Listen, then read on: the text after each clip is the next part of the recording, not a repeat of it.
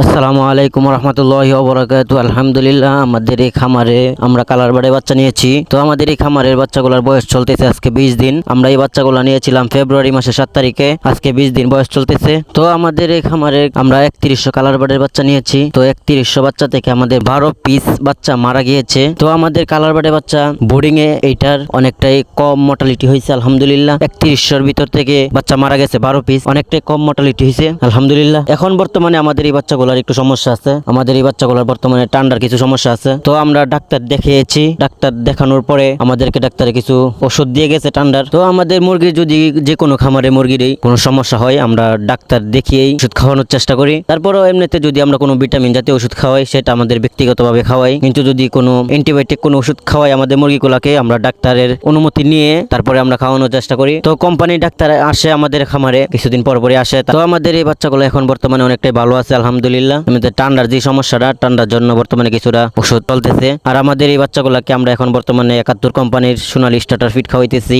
তো 20 দিনে আমাদের এই বাচ্চাগুলা 20 দিন বয়সে আমাদের এই বাচ্চাগুলা 22 বস্তা ফিট খেয়ে ফেলছে অলরেডি। আর 3 বস্তা ফিট আমাদের খামারে রয়ে গেছে। তো টোটালে আমাদের এই খামারে সোনালী স্টার্টার ফিট চলে আসছে 25 বস্তা 20 দিনে। আশা করি 2 দিনের ভিতরে আর 1 থেকে 1.5 দিনের ভিতরে আমাদের 25 বস্তা ফিট খাওয়ানো শেষ হয়ে যাবে। তো সোনালী কালারবাট মুরগিটা আপনার ফিট খাওয়া শুরু করে 30 দিন বয়সের পর থেকে। তার আগে 30 দিনের আগে কালারবাট মুরগি তেমন ফিট খেতে পারে না। তো হিসাবের ফিট সব 30 দিনের পরেই কালারবাট মুরগি খাওয়া শুরু করে। আর যদি সোনালী মুরগি হয় তখন 30 থেকে 40 দিন পরে ফিট খাওয়া শুরু করে। এমনিতে ব্রয়লার মুরগি আপনার 20 দিন বয়সের পর থেকে ফিট খাওয়া শুরু করে ভালো করে। আর এমনিতে আর আগে যেহেতু বাচ্চাটা ছোট থাকে এই কারণে তেমন ফিট খেতে পারে না। তো 20 দিনে মাত্র 25 বস্তা আবার আমাদের খামারে আসছে। তার থেকে 22 বস্তা খাবার অলরেডি খেয়ে ফেলছে। আর যেহেতু এখন বর্তমানে কিছুটা ঠান্ডা লেগেছে এই কারণে খাবারটা কিছুটা কম খাইতেছে। তো এখন বর্তমানে ঠান্ডা লাগার কারণ হচ্ছে গিয়ে যেহেতু বর্তমানে আবহাওয়াটা পরিবর্তন হইতেছে এই কারণে দুপুরে রৌদ্র উঠে তারপরে শেষ রাত্রে কিছুটা ঠান্ডা পড়ে।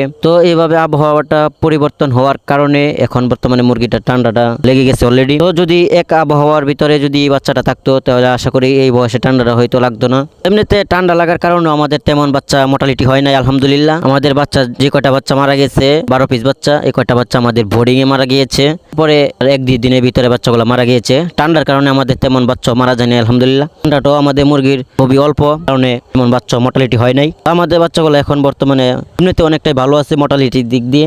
আমাদের এই বাচ্চাগুলো হচ্ছে পদ্মা কোম্পানির বাচ্চা। আমাদের এই খামারের আগের বিষয় আমরা পদ্মা কোম্পানির বাচ্চা পালন করছি।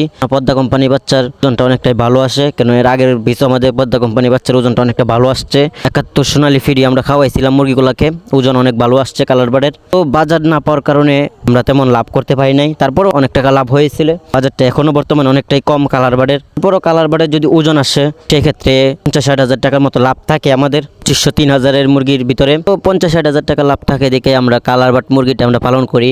ব্রয়লারে আমাদের তেমন লাভ হয় না। আর মুরগি আমরা প্রায় অনেক বছরই পালন করছি। সমস্যা দেখা যায় আমাদের এই দিক দিয়ে এক রৌদ্র ওঠে, এই কারণে আমরা ব্রয়লার মুরগিটা তেমন আমাদের খামারে রাখতে পারি না। মোটালিটি হয় বয়স হয়ে যাওয়ার পরে। ব্রয়লার মুরগিতে আমাদের তেমন লাভ হয় না কারণ আমরা ব্রয়লার মুরগিটা পালন করি না, আমরা কালার বার্ড মুরগিটা বেশি পালন করি আমাদের প্রত্যেকটা খামারে। আর আমি আমাদের এই খামারের ভিতরে ঢুকতেছি না কারণ আমাকে অন্য খামারে যেতে হয়। যেহেতু এই খামারে বাচ্চাগুলো ঠান্ডা লেগেছে কারণে আমি এই খামারে প্রবেশ করতেছি না, বাইরে থেকে আপনাদেরকে ভিডিও করে দেখাইতেছি। কারণ এই খামার থেকে অন্য খামারে গেলে আবার ওই খামারের মুরগির ঠান্ডা লাগতে পারে, এই কারণে নিজে থেকে সতর্ক থাকি যাতে খামারের বাইরে যাতে আরেক খামারে না ছড়াই। যদি এই খামার থেকে ঠান্ডা অন্য খামারে যাই ওই খামারে যদি ঠান্ডা লেগে আবার আমাদের ওষুধ খরচটা বেড়ে যাবে। তো যদি কোনো খামারে আমাদের মুরগির সমস্যা দেখা দেয় খামারে মুরগিগুলো আমরা বাইরে থেকে দূর থেকে দেখার চেষ্টা করি, তোরে যাই না। যেহেতু আমাদের খামার এক একটা কাছে এই কারণে আমরা আমাদের জায়গা থেকে আমরা সতর্ক থাকি। যখন ভাইরাসে অ্যাটাক করে তখন আমাদের প্রত্যেকটা খামারে ভাইরাসে একসাথে অ্যাটাক করে। তো এই কারণে আমাদের যখন ভাইরাস অ্যাটাক করে আমরা আমাদের খামারে যে সমস্ত লোকেরা কাজ করে তাদেরকে আমরা নিষেধ করে দেই এক খামার থেকে অন্য খামারে না যাওয়ার জন্য। তো নিজের জায়গা থেকে নিজে সতর্ক থাকি। কারণ আপনাদেরকে আমি বাইরে থেকে ভিডিও করে দেখাইতেছি। আজকের ভিডিওটি এ পর্যন্তই। সকলে ভালো থাকবেন এবং সকলের কাছে দোয়া চাই, সকলে আমাদের জন্য দোয়া করবেন। আজকের ভিডিওটি এ পর্যন্তই। আল্লাহ হাফেজ।